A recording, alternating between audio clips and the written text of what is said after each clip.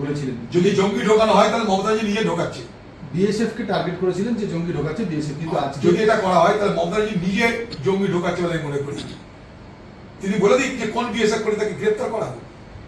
বিপদে বলে বিএসএফ কে মমতাজি ডাকতে যাই, তার প্রমাণ আমি নিজে জানি। সাবসের করে কিসি দিয়ে বিএসএফ কে ডাক্তার মুখে বললে বিএসএফ আসে না। বিএসএফ মমতার ক্যাডার নয় যে বললাম এই 4টে বোম নিয়ে চলাই আর বিএসএফ চলে এলো, এটা হয় না।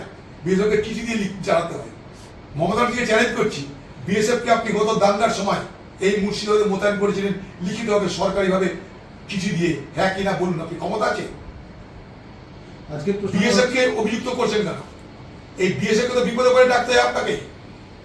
বিএসএফ কোনো পার্টি না, বিএসএফ দেশে সামরিক বাহিনী কোনো পার্টি না, সামরিক বাহিনী দেশে।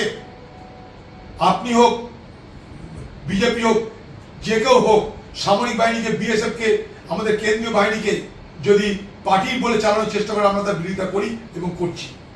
সমস্ত জায়গা ঘুরতে, সেই জায়গায় বিজেপি বলছে এটা পলিটিক্যাল একটা পর্যটন, এর বাইরে কিছু নয়। কিন্তু তারা বলছেন যে ওখানে গিয়ে তারা মমতা বন্দ্যোপাধ্যায়ের পক্ষ থেকে পাশে থাকার বার্তা দিচ্ছেন আক্রান্ত নিহতদের পরিবারদের। ব্যাপারটা কি জানেন তো,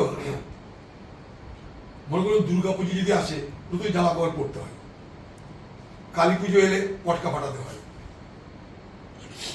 আর দুর্গাপুজো হয়ে যাওয়ার পর, কালী পুজো হয়ে যাওয়ার পর 6 মাস পর যদি আপনি দুর্গাপুজোর মন্ত্র ফুঁকতে যান, সে তো বেমানানি হয়।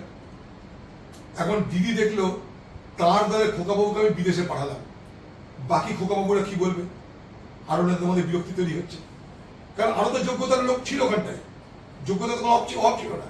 আমি তো আগে বলেছি, ডেডেক ব্র্যান্ড, ওই যে একজন যে ঘোষ, সাগরিকা ঘোষ আছে, তারপরে মহুয়া মৈত্র। যখন এত মেয়েদেরকে দেখাচ্ছে ভারতবর্ষের আজকের লড়াই, তখন মেয়ে তো কম ছিল না আমাদের রাজ্যে। সৌগত রায়, কাকলি ঘোষ দস্তিদার কম ছিল না। সবকে বাদ দিয়ে খোকাবাবু কোথা থেকে যোগ্য হয়ে গেল আমার তো মাথায় ঢুকছে না। এবার খোকাবাবু চলে গেল বিদেশে, দিদি সামলাবে কি করে বাকি খোকাবাবুদের? তাই তোমরা জম্মু চলে যাও, চানা খাও, বেদানা সমাজকে। বিদেশে যেতে হবে না, জম্মু চলে যাও, দেখে এসো। দাদা হাইকোর্ট জানিয়ে দিয়েছে, কলকাতা হাইকোর্টকে, বিচার ব্যবস্থাকে, ন্যায়ালয়কে অজস্র ধন্যবাদ। তাদের আন্দোলনের পাশে আমরা আছি। একমাত্র বিচার ব্যবস্থার কাছে এখনো মানুষ যাচ্ছে বাংলায়। এই বাংলায় আর কোনো ব্যবস্থার প্রতি মানুষের কোনো ভরসা নাই, না পুলিশ না প্রশাসন। একমাত্র বিচার ব্যবস্থাকে বাংলার মানুষ মনে করে তাদের রক্ষাকর্তা।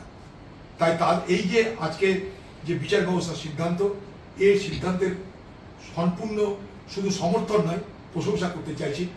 বিচার ব্যবস্থা বাংলাকে বাঁচানোর জন্য সবসময় বাংলার বঞ্চিত নিপীড়িত মানুষের পাশে থাকার বার্তা দিচ্ছে।